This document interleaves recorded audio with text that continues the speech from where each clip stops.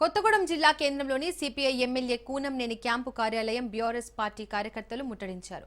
జిల్లాలో ప్రధాన రోడ్లు గుంతలతో అధ్వానంగా మారిన అనేక ప్రమాదాలు జరుగుతున్న కాంగ్రెస్ ప్రభుత్వం పట్టించుకోవడం లేదని ఆగ్రహం వ్యక్తం చేశారు.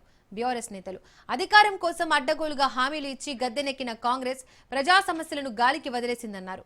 ప్రధాన ప్రతిపక్ష పార్టీగా ప్రజల పక్షాన ఈ ప్రభుత్వాన్ని ప్రశ్నిస్తామన్నారు. మన డిజిటల్ క్యాంపెయినింగ్ ప్రభావంతో ఇప్పుడు కాంగ్రెస్ ప్రభుత్వం గుంతలు పుడుతుందని, జిల్లాలోని అన్ని రహదారులు బాగయ్యే వరకు తమ పోరాటం ఆగదని స్పష్టం చేశారు.